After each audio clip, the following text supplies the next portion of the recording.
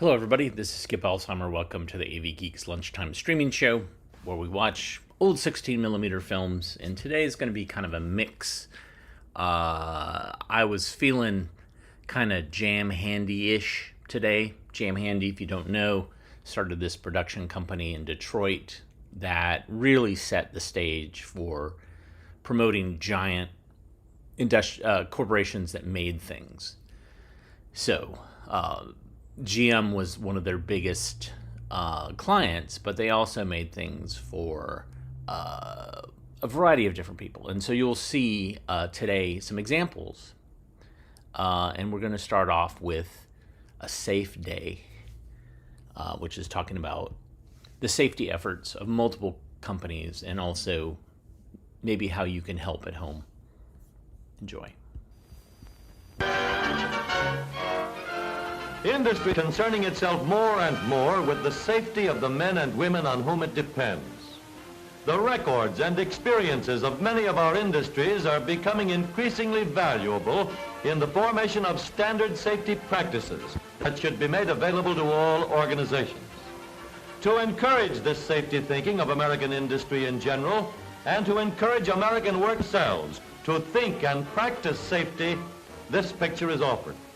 All industry is working towards safety records as nearly perfect as possible. Safety records are made and maintained only by teamwork. Teamwork among all the jobs that make up modern industry.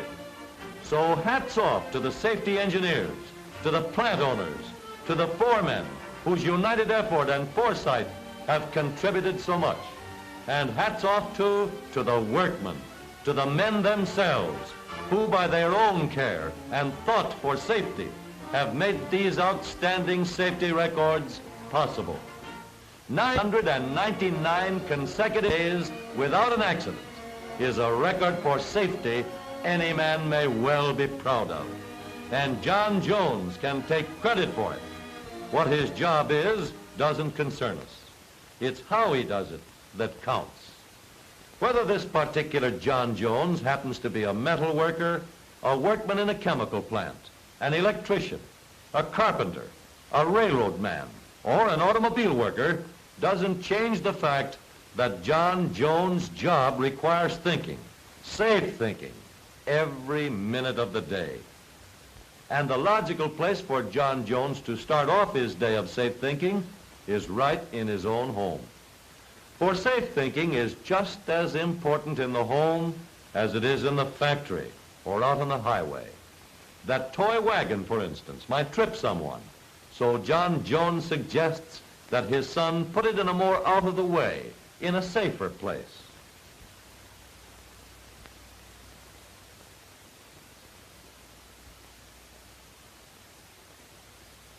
A garden hose cluttering up the walk is another thing that John Jones doesn't take any chances with.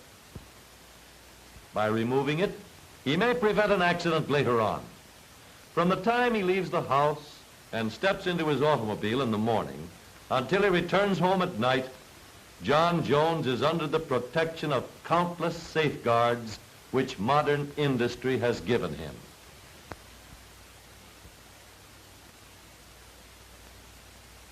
But these safeguards, valuable as they aren't worth a thing to him unless he thinks. For that reason, he keeps his mind on what he is doing.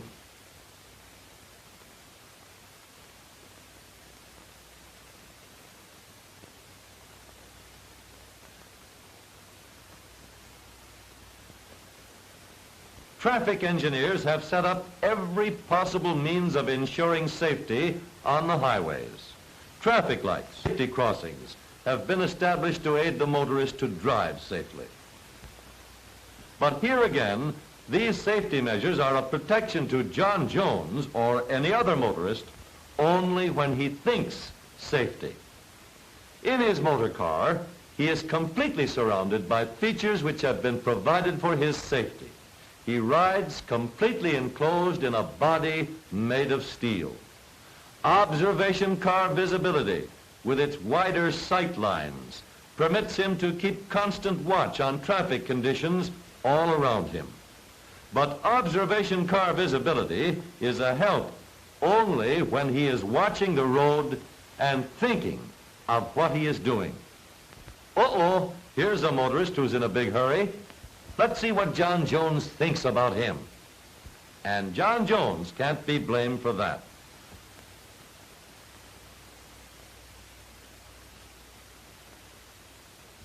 John Jones is not only a good driver in his car, he is a careful workman on the job as well. He carries his safety thinking right into the shop.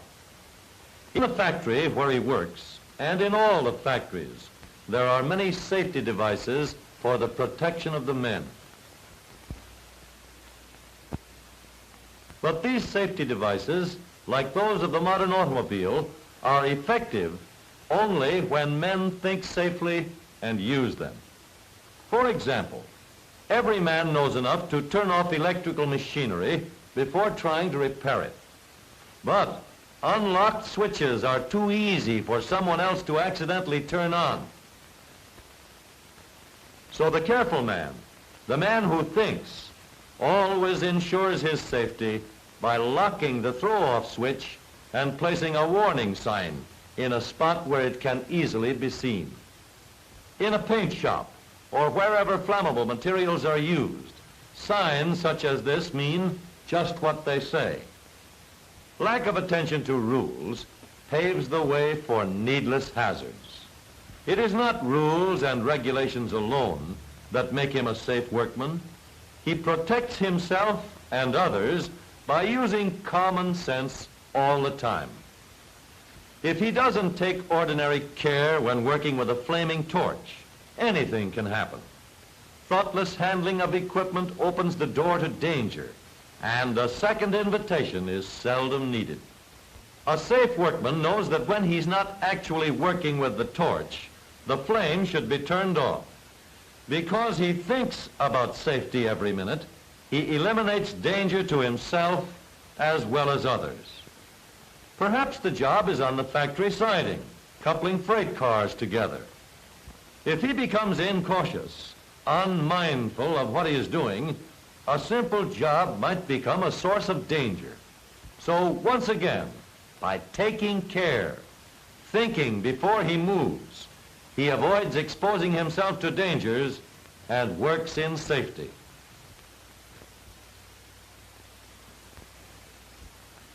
Many men handle lines charged with high voltage electric current. A safe job if you don't get careless. Perhaps no one would think of picking up a live wire off the ground. But a thoughtless man might neglect to wear his rubber gloves to pull the transformer disconnect switch before going to work.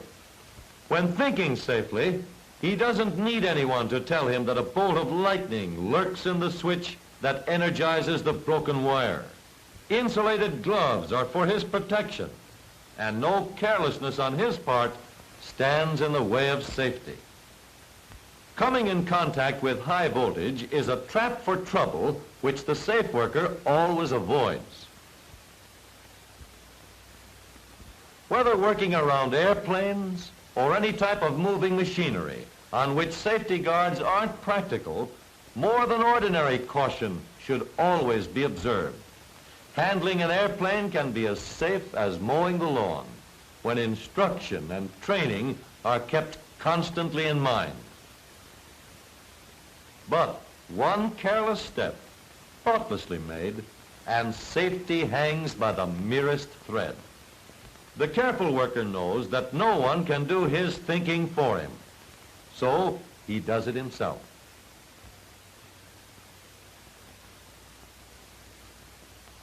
In factories and in other places, it is generally the little things that count, things that have to be thought about for safety.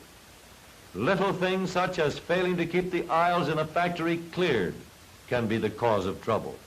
For this reason, one should always be sure the aisles around which he is working are kept cleared of materials, rubbish, or slippery oil. And now, another day ends for all the men who work on thousands of jobs through the nation. For John Jones marks the completion of 1,000 days of safe working. Thanks to the safety precautions set up for his protection. But most of all, thanks to John Jones himself for thinking safely.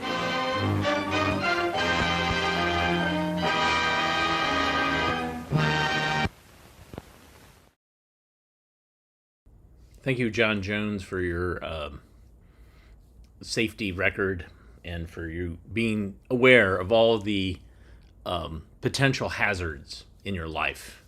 I don't know if I mentioned this, but I watched all of the Final Destination movies, and like I think 2 at a time, and then finally watched the last one, the most recent one, and they're all safety films. Every single one of them is a setup of like this could happen, then this could happen, then this could happen, and then catastrophe, and the catastrophes are way over the top. So it was very easy for me to enjoy them. The plots are just paper thin. There's no, it's so formulaic, but everybody watches it for all the insane freak accidents that happen. And any of you that have watched, Shake Hands with Danger or any of these other work safety films, you've seen it. You know what it's all about. It's the same thing. All right, so I was looking at Jameson Handy's Wikipedia page. He was an Olympic swimmer, and he did not graduate from college because he kept getting suspended. But he worked at the Tribune, I think the Chicago Tribune, or maybe it was the Michigan Tribune. I don't know. Wait, hold on. He started the Jam Handy organization after World War One, and he kind of got started because he was a representative for Bray Productions, and has made hundreds of training films, but also promotional films. Master Hands was a film that was made in 1936, and was actually awarded, selected for the National Film Registry in 1999. And it's a beautiful film, but he also did a lot of animation and did one of the first animated versions of Rudolph the Red-Nosed Reindeer, and Max Fleischer of the Fleischer Brothers did it. Next film is animated, and I love it because it's a parade of objects. So here is the Parade of Relays. No, Parade of the Relays. There you go. Enjoy.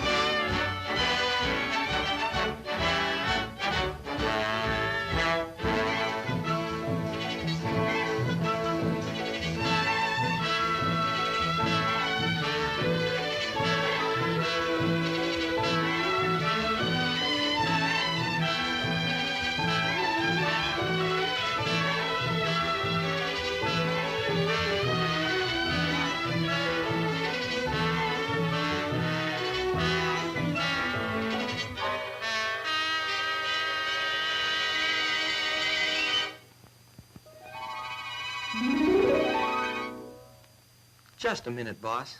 Please. I'm not quite ready to go to work. I'd like to talk to the folks out there for a minute or so. Great guns. This is the first time I've heard a relay talk. Talk? Why, that's all we relays do all day long. You've been hearing us for years. We don't speak words, but we have a language all our own. Hear it? That's how we talk.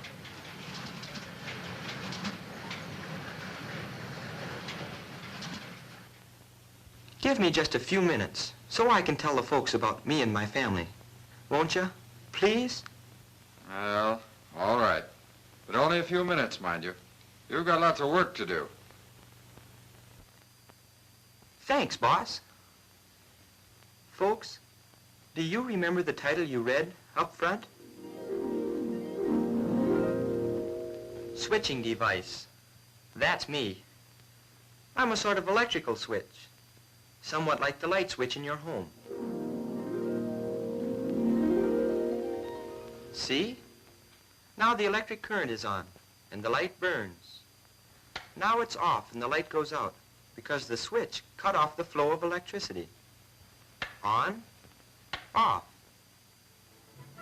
Well, we telephone relays work somewhat the same way. But instead of being operated by hand, like your light switch, we're operated electrically. When we're at work in the telephone offices, we switch circuits on and off, just like your light switch at home turns the lights on and off. There are millions of us telephone relays at work every day, doing all kinds of circuit switching jobs. Wherever there's telephone service, you'll find us on the job. When you make a local call, about 1,000 of us go to work for you, helping to build up a voice path to the telephone you're calling. And on long-distance calls, whew, it's almost a case of calling out an army of relays.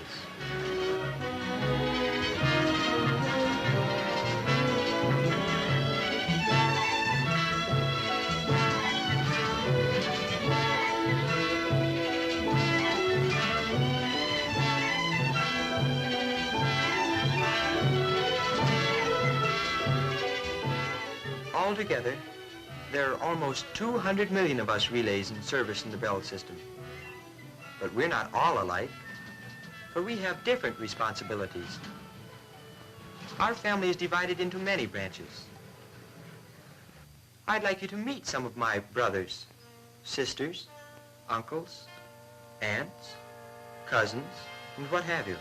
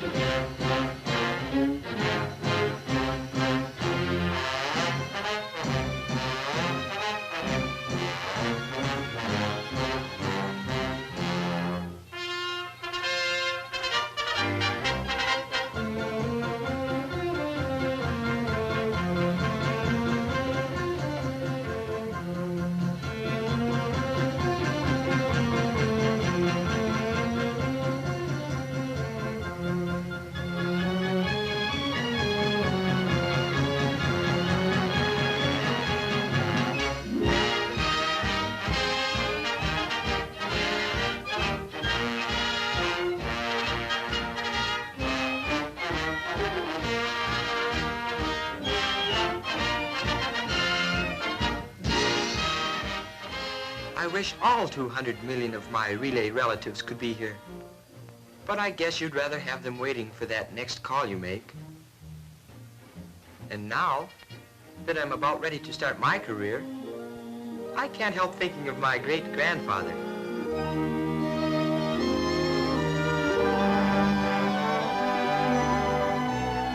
He was one of the first of our telephone relay family. Of course, he's no longer in service. He's retired now and taking it easy.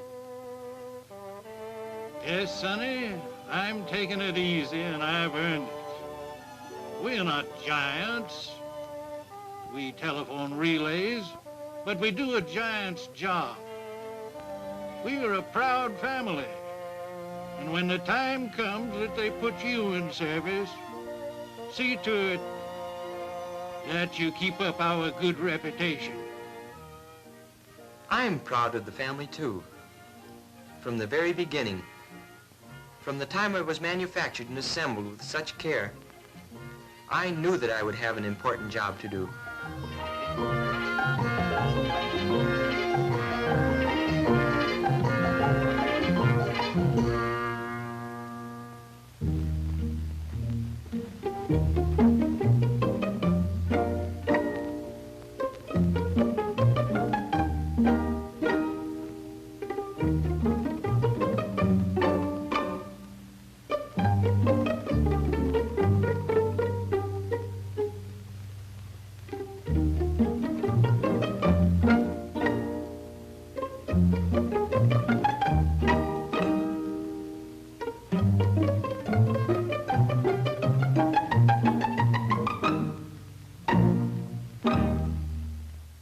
So here I am, ready to take up my part of the job of switching telephone calls. Okay, then, let's get to work.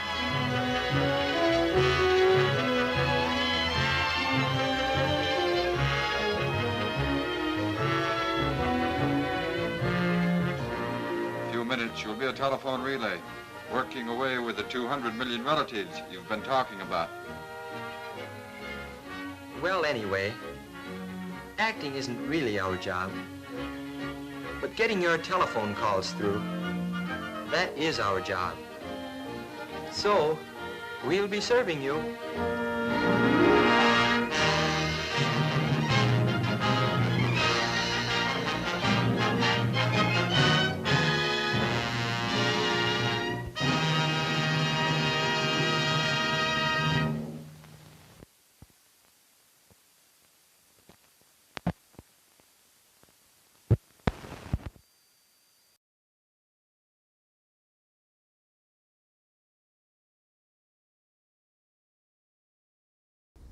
Wow, I love that so much. And I think I've shown some other Jim Handy footage of it was a lot of car parts, like oil filters and things. Also doing a parade down a city street, I think it was. So they used a lot of animation. I mean, that's the one thing about Jam Handy is they set kind of this bar as far as, showing the consumer the product that they're trying to sell, and in as interesting of a way as possible. And so these films would have been shown actually in theaters as selected shorts before the feature. These were also shown at sales meetings.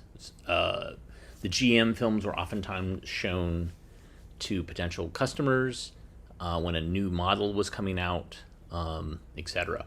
This film made it into the educational film market, and unfortunately this was scanned early on at the Internet Archive, and so it suffers with a little bit of a wow and a flutter. So take your Dramamine, because there's some seasickness coming.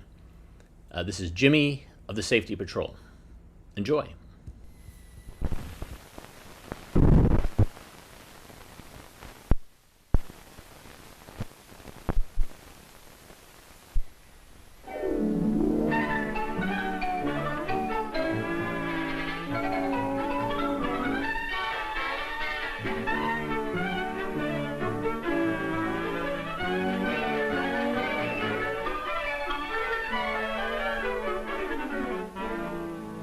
Washington, our nation's capital, has been visited by millions of Americans, young and old. And here in Washington are some of the boys and girls of the School Safety Patrols. This visit to America's most historic city will always be a thrilling memory to those who attend the National Assembly of School Safety Patrols. Everyone knows what the School Safety Patrol does. On street corners all over the country, safety patrols remind people, children and adults, to be safe in traffic. We know that everything possible is done to keep children safe while they're riding school buses. And the bus patrol members keep them safe when they're getting in and out. The safety patrol means more safety in school and on the playground. School authorities, police departments, and public-spirited groups have done a fine job of organizing and supporting the School Safety Patrol. These boys and girls are chosen as safety patrol members because they've earned the respect of their schoolmates and because they can be leaders. Of course, even if we're not safety patrol members ourselves, safety is our business, no matter how old or how young we are, or whether we go to school or what we do. But wherever you may be, you'll find the Safety Patrol helping others in learning to be safe and reminding us all that it's better to be safe than sorry. And sometimes, Safety Patrol members do much more than is expected of them in teaching the habits of safety. For example, there's the story of Jimmy Adams. One morning, early this winter, Jimmy was guarding his corner as usual.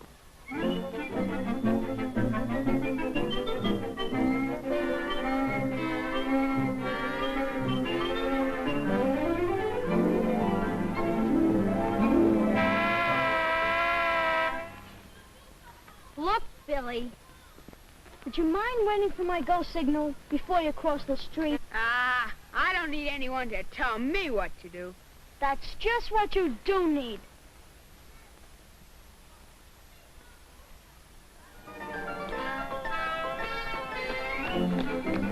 Walk, Billy! Walk!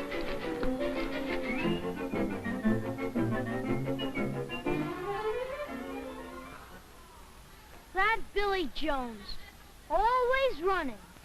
Never looking. Well, it's your corner. What do you want to do about him? I don't know. He doesn't pay any attention to anybody. That kid needs to be led by the hand. Say, that gives me an idea. Look, Cap, if I get an okay from the sponsor, can you put someone else on my post after school tonight? Okay. Paul, you take the corner. What are you going to do, Jimmy? I'm going to do just what Paul said. Lead him by the hand.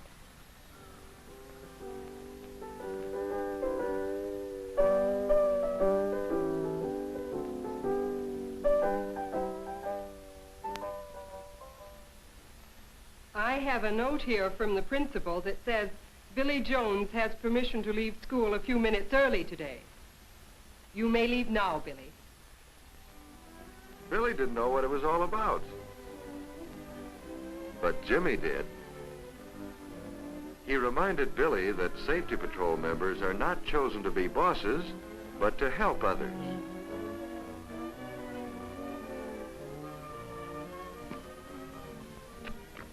Now we're going to do what the patrol member says. Stand here. And as long as we're here, we might as well find out what he does. He stands 3 feet back from the street. When we can cross safely, he signals us to cross. Like this, see? And we walk.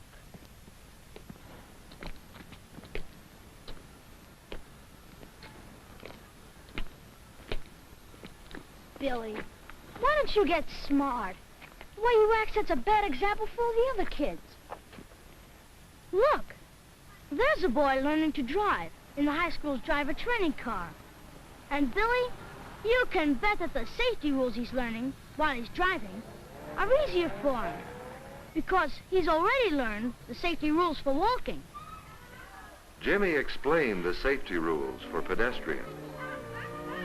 Stop at the curb. Look both ways. Wait until it's safe. Then walk across the street.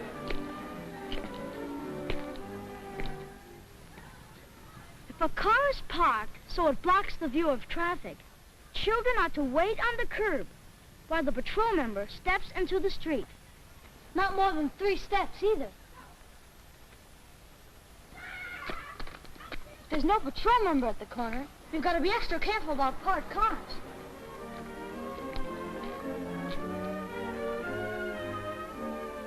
All the way home, Jimmy talked about safety and how easy it is to be careful. And all the way home, Billy seemed to be paying no attention at all. Good night, Mr. Safety. Okay. And I'm going to take you to school Monday, too. I'll be waiting right here.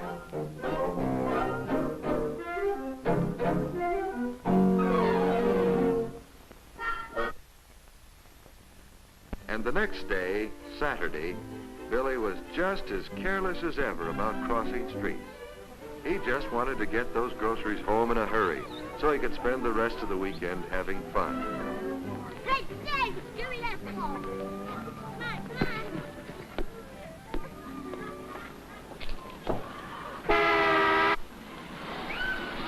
Hey, watch out!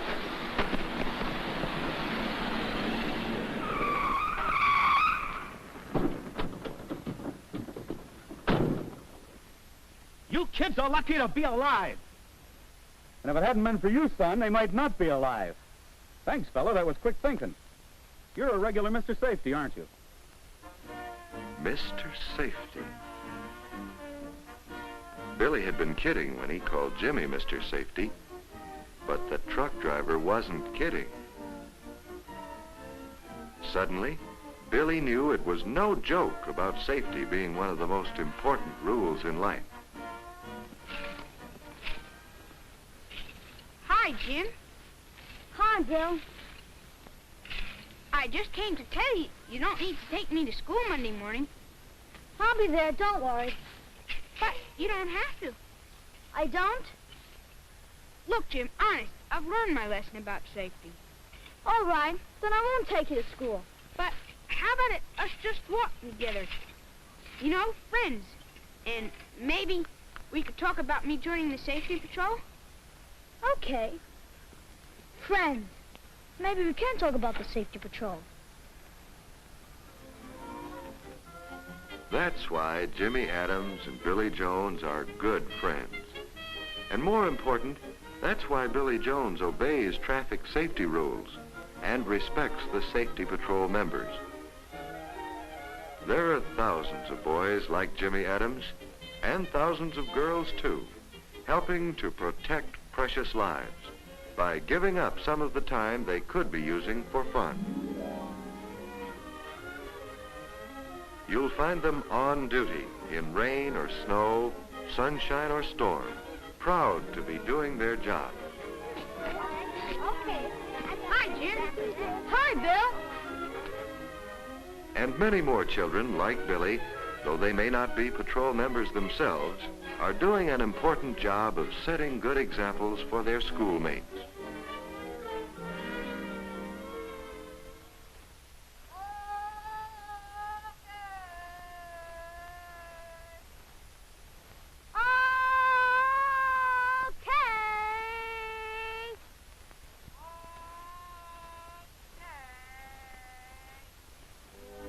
Yes, that OK signal means that the patrol members are off duty.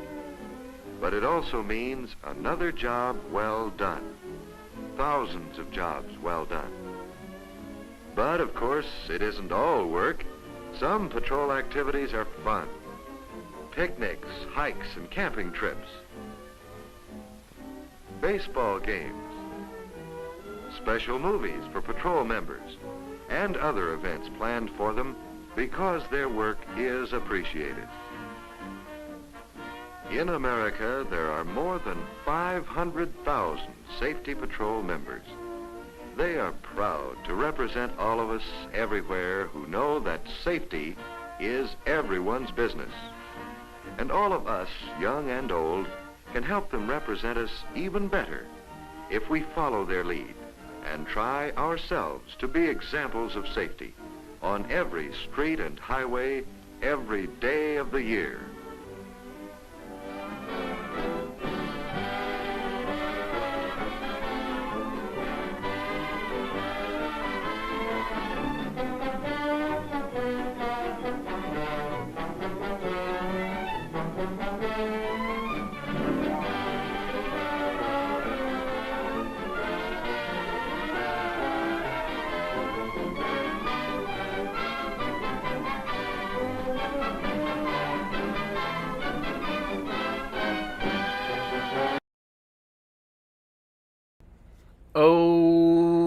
Okay.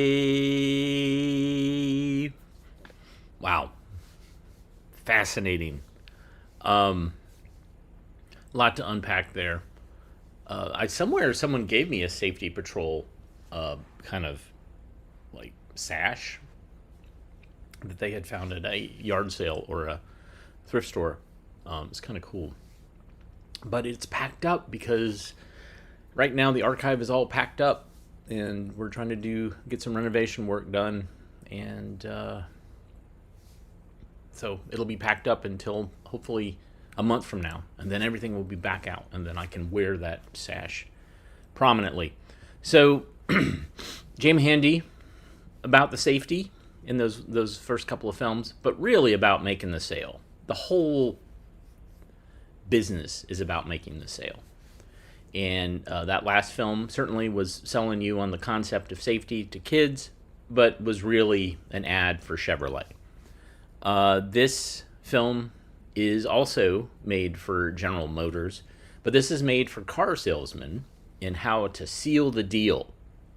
It's called Smooth Sailing. Enjoy.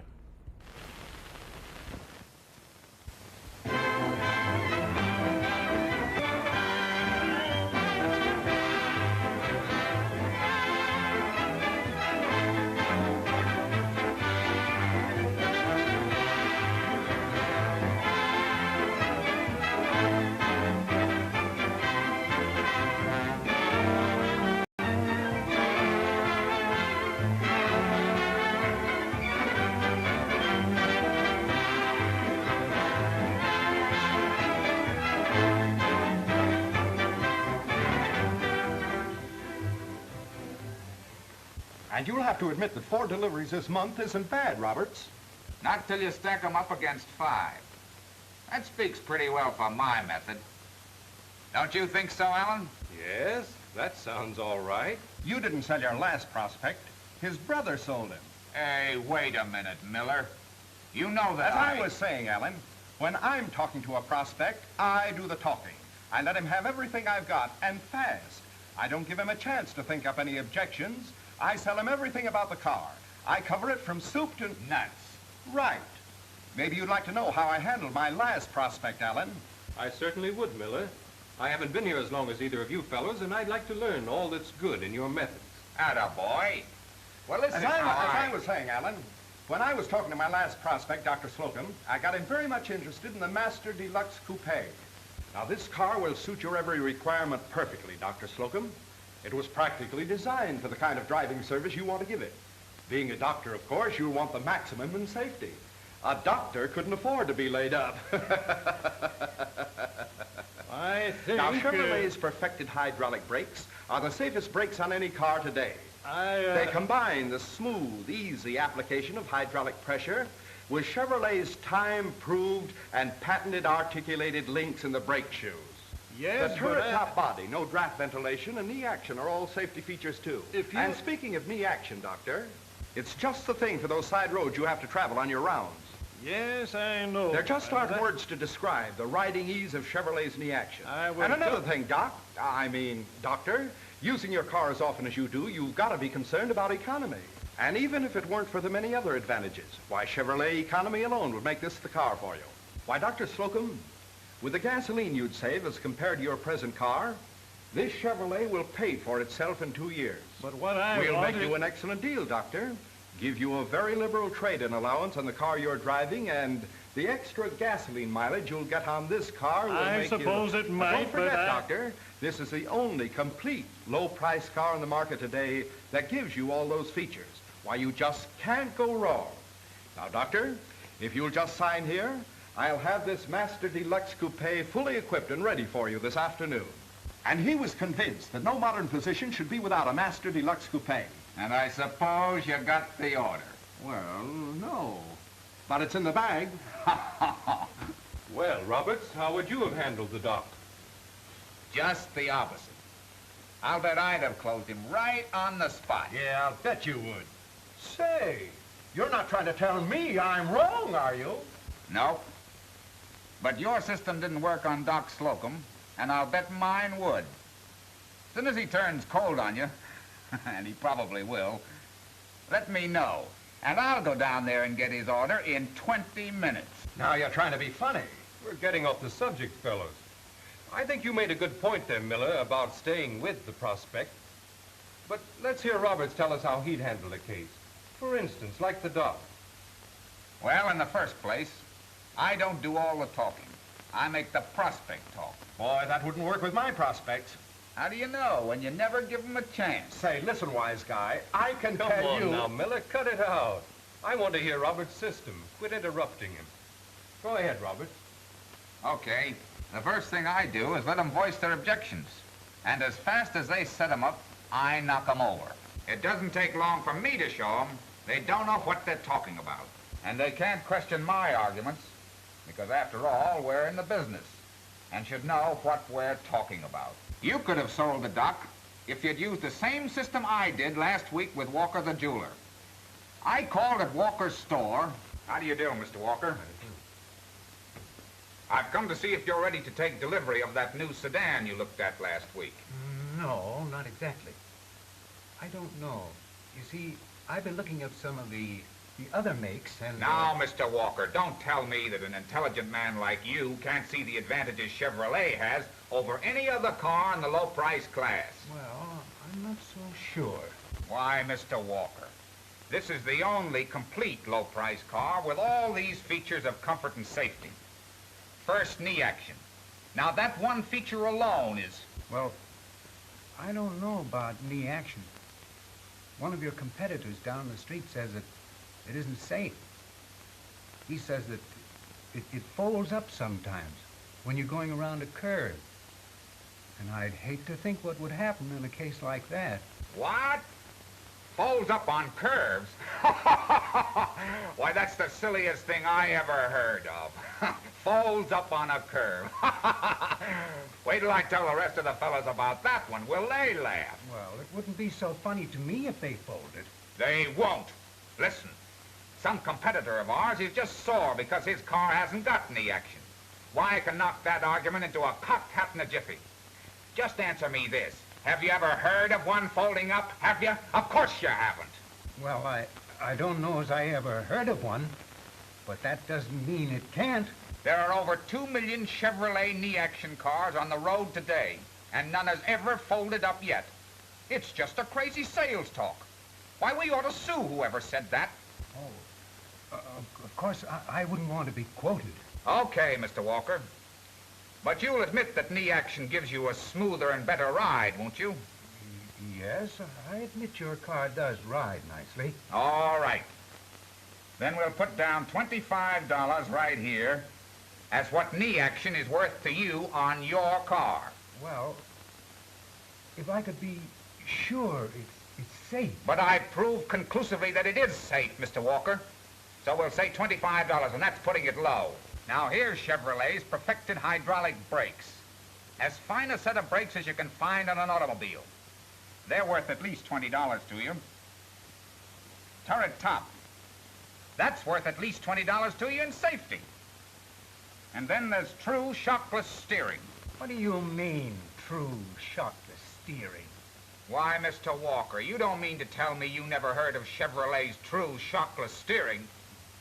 It gives you the advantage of absorbing all the shocks of the road so they can't get to the steering wheel.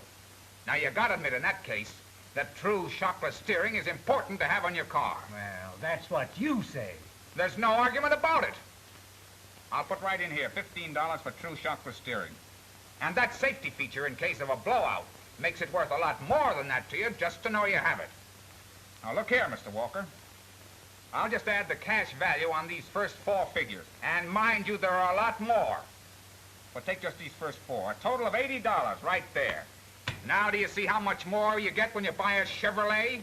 Well, I don't know if they're worth... Now, Mr. Walker, you're not going to tell me you don't think that they're worth $80 to you. Why, I proved to you that they're worth even more than that. $80 is a conservative figure. Now, I know, Walker, that would want to get that extra $80 worth of automobile without paying a premium for it. And all you've got to do, Mr. Walker, is just sign this order. And we'll deliver the new Master Deluxe sedan to you, fully equipped. And when I got through with him, he didn't have a leg to stand on. And so I suppose he came right back here and drove the car off the floor. Well, I didn't close then, but I will. You mean you and some football team? But it's your turn, Alan. What's your idea about our selling methods? Why, I've always believed that selling cars is just like selling anything else. Yes, but which method do you like? As I understand it, your objection to listening is that you're afraid you may not get across your entire story. Exactly. You see, you gotta... And you like to let the prospect talk so that you can argue the various points with him. Knocking him down just as fast as he brings them up. Well, you're both right. I haven't been here as long as you fellows, but it strikes me, as I said before, that the same principles can be applied to selling cars that are used to sell anything else. Now, I didn't leave a thing out of my sales talk. I'd like to know what I could have said to make it any better. Yeah, you told a complete story, all right. But you see, my first principle is, don't do all the talking. That's because it's a good idea to let the other fellow state his case first, so that... But what if he gets going on some point that needs clearing up? And he's got the wrong slant, and... Well, what about that? I just wanted to wait till you were through. My second selling principle is, don't interrupt. I let the prospect get things off his chest first without stopping him. That's right. You gotta admit that's the way I handled Walker. I had the answer all ready before he got the words out of his mouth. Yes, you did. And that brings me to my next point. Don't argue. How do you let the other fellow know he's wrong, then? I've found it doesn't pay to argue with the prospect. So I tried to prove my points without making him feel in the wrong. How do you get his point of view, then, if he doesn't give it voluntarily? How would you? Oh, now you're asking questions. That's just what I do. That's my next point. Ask first, answer afterwards. And you answer the point, not the prospect. Right. You can win the arguments and not make a sale. Well, I'd rather make a sale than win an argument any day. Well, I'm against that one about not arguing. Suppose I tell you what you really object to. All right. It's because you think you've got to convince your prospect that you know more about Chevrolet than he does. Isn't that it? Well... Seems to me that's bad. It often gets a fellow's goat to have somebody arguing they know more about a thing than he does. I think there are other ways of proving what you know. You see, my next point is, repeat every objection. I get it. So the prospect will know that you understand what he means. And won't waste any time explaining. That's it. But I guess I've talked long enough. No. Go ahead. Well, I suppose we all do this one. Concentrate on the main objection. Answer it to the prospect's satisfaction, and ask for the order. Yeah, that makes sense. Both you fellows know my other slants on selling. You know your product well, and you know where to find prospects. And you know you've always got to ask for the order. Because it's a cinch your prospect's not going to remind you about that. Well, thanks for the pointers, bright boy. How about a few more principles on good selling? Anything else to suggest? Sure. I'd like to suggest that too many salesmen spend too much time selling and don't give the prospect enough time to buy. Say, how many cars did you sell this month? 8. So far. Nearly as many as both of us together. That's because you're lucky, my boy. But you'll find experience counts in the long run. That and the right method. Well, I haven't sold Chevrolets very long, but I've sold a lot of other things. And my method has always worked so far. And now I use it in selling Chevrolets. Here comes Jennings. He's the toughest proposition you ever had. Every salesman in town has talked to him, but you can't get to first base. But at least you look at it. Just to please me. Well, I look. And that's all. Alan, I'll bet you $5 you can't sell it. That goes for me, too. Is it a bet? I'll take it. How do you do? Remember what I said, we're only looking. We came in to... Just looking around to kill time. You needn't bother to... No bother at all, Mr. Jennings. My name is Alan, Mr. Jennings. Perhaps I might be able to answer a few questions about the only complete low-price car. That won't be necessary, Alan. In the first place, I'm just looking. I don't want to buy. In the second place, I know all about your car.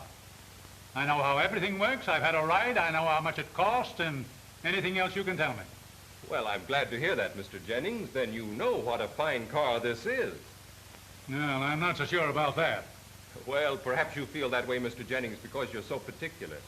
I can't blame you for that. You're certainly entitled to be satisfied. Well, I'm thinking of trading for a new car in the next few weeks.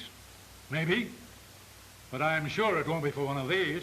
Of course, we're sorry to hear that, Mr. Jennings. But as long as you know that Chevrolet is the only complete low-price car, I'm sure that you know all the features that make it so. So I wouldn't want to bore you with mechanical or other details. You're smart. Thanks, Mr. Jennings. I wouldn't listen to you if you did. Would you mind telling me why you're not interested in the Chevrolet? See? He's leading him out.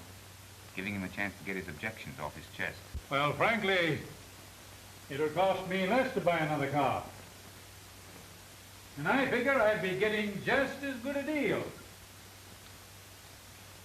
But probably you'd argue that point with me. No, I couldn't do that because I don't know the kind of deal you've been offered. A pretty good one. Watch it. You'd have gone to town on that chance to argue.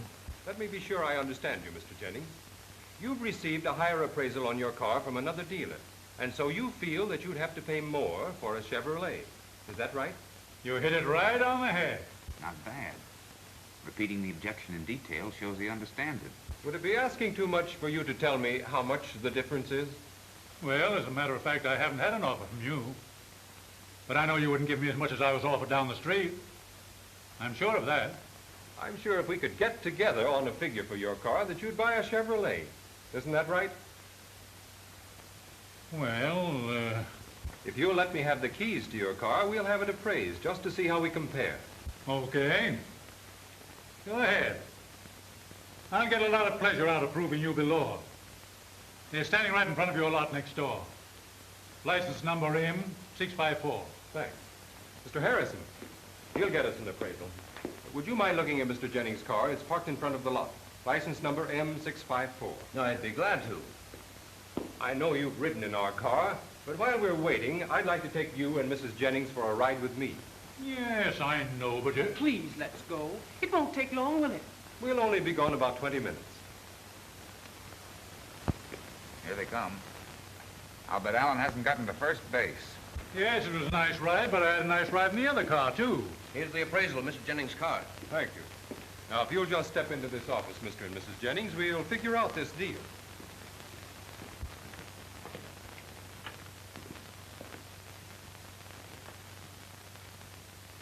Thank you. Won't you sit down, Mr. Jennings? Let me take your hat.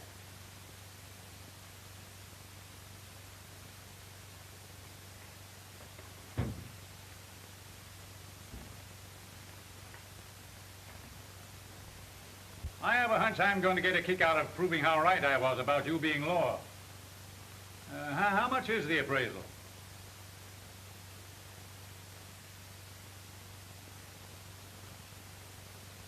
Your car and $38.70 a month for 12 months will deliver this Master Deluxe Chevrolet sedan. Yes, but what are you allowing me for my car? We've checked your 1933 coach carefully, and it's in very good shape, so we can give you the top price, $265. That's just what I thought. What did I tell you?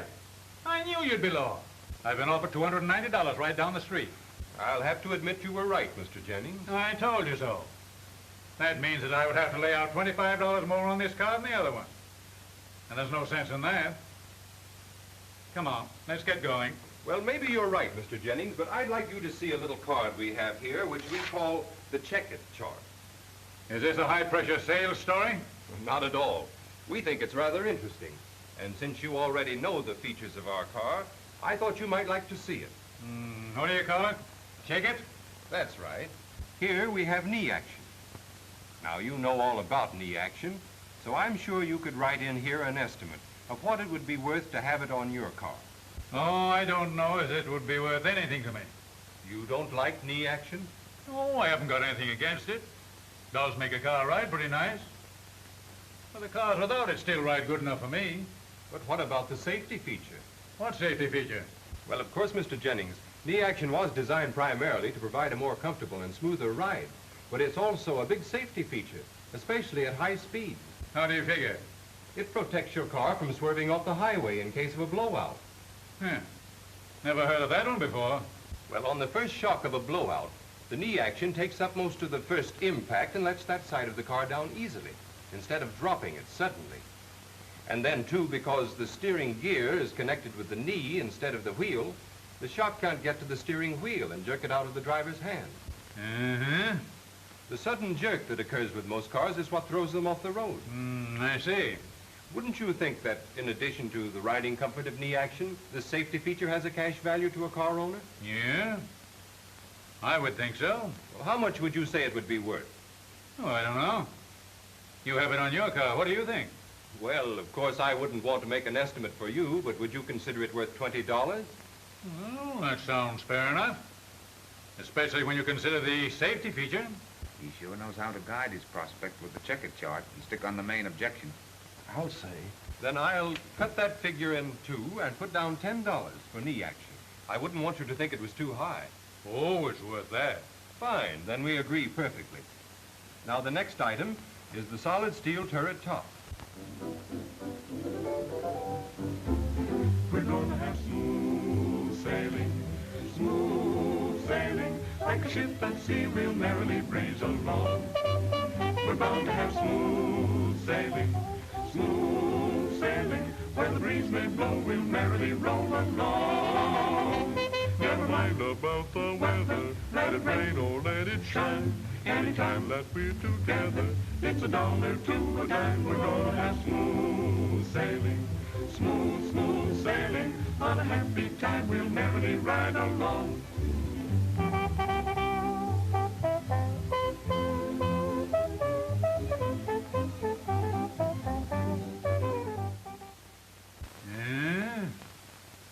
I do like all those features. And remember, Mr. Jennings, Chevrolet is the only car that will give you all these features. Well, And now when we add those figures up, we get a total of 5, 10, 15, 17, 22, 3, 4, 5, and 2 are 7. A total of $72.50. That's what these features are actually worth to you, Mr. Jennings. In every case, I've taken the figure you've agreed upon and cut it in half. $72.50, eh? Well, that's over $40 more than the $25 difference in the trade-in. You're one jump ahead of me, Mr. Jennings, but that's exactly what I was thinking. Well,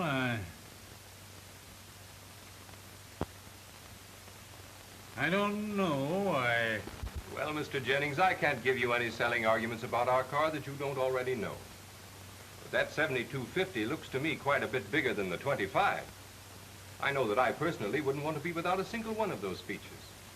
Safety and everything considered, I'm sure that you too must realize their value.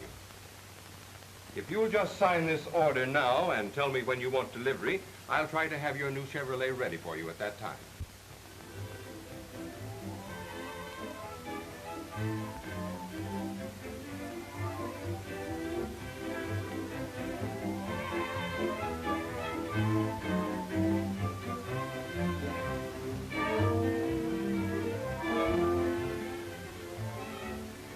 Don't do all the talking.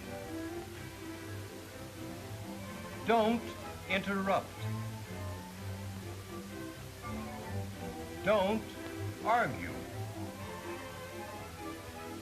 Ask first, answer afterwards.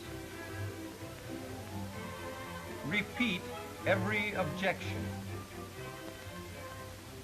Concentrate on the key objection. Know your product and your market. Ask for the order.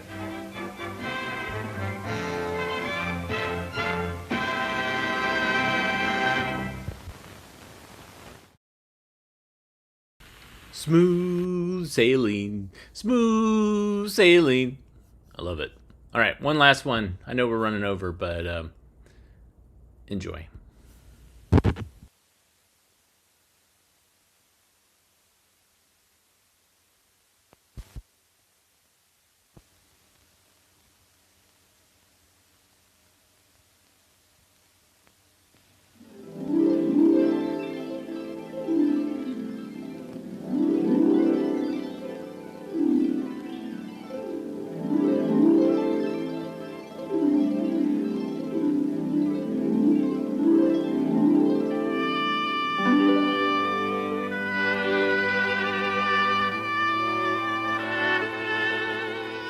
What are the things that make America the Beautiful so beautiful?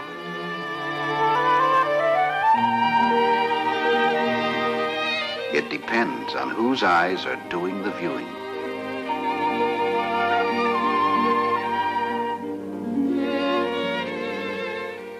In the eyes of an owl, there is nothing more beautiful than another owl. But in the eyes of man, there are many facets of beauty.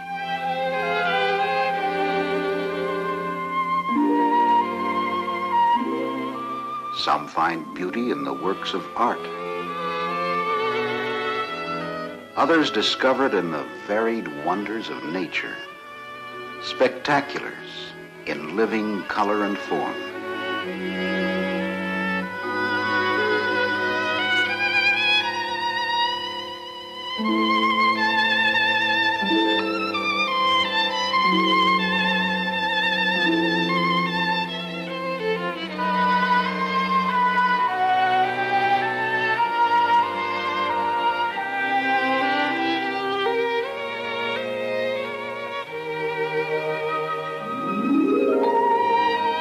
For some, there is nothing more beautiful than the man-made spectaculars.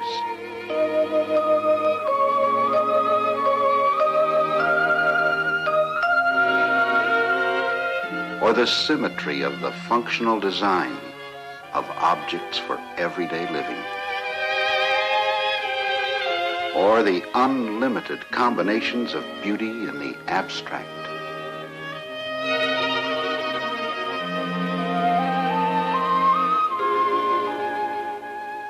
But for many, the ultimate of beauty is found in the human form.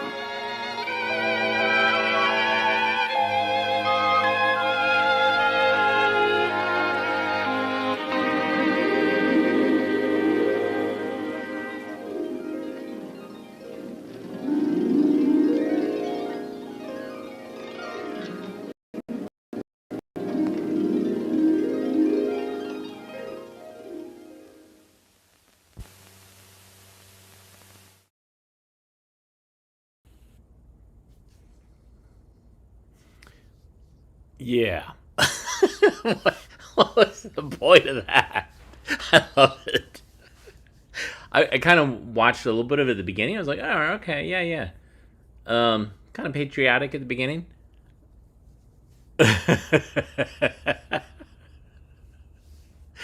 All right. Thanks, everybody, for watching today. Kevin, thank you for donating via the Super Thanks button. You can also support us by hitting the thumbs up or the like button, by subscribing to the channel or watching other films that we have on the channel, because we have more than 10,000 and we are slowly approaching 11,000.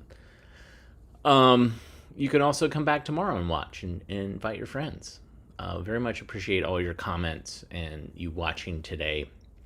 You can also support us financially via the ko-fi.com. That's coffee.com/avgeeks or patreon.com/avgeeks. All that money is going to pay for storage units We have a lot of storage units, and we're paying more than $2,100 a month to store all these delightful films that we show you, because we have the physical things. I go to some of these, this is my pet peeve, I go to some of these other YouTube sites, and I see people saying, like, here we have this archive of video. And, like, you just pulled stuff from other sources. You don't actually have to deal with schlepping all the films and, like, keeping the films cool and buying shelves for the films, for these heavy things that are rusty and dusty and Anyways, it's what I do. It's in my DNA now by this point, because it's been more than 30 years of me doing it. So that's my complaint. But I love doing it. I love showing you guys stuff that we've never seen before. And I appreciate you for that. So join us tomorrow. When is Friday? Already? Really? Okay. Everybody take care. Love you guys, and we'll see you soon.